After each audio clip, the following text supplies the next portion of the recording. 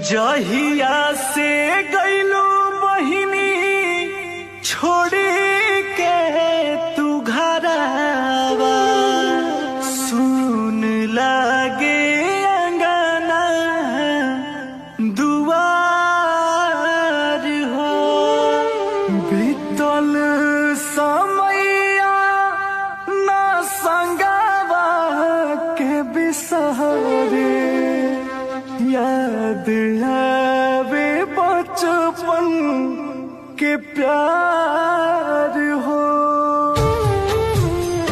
अरे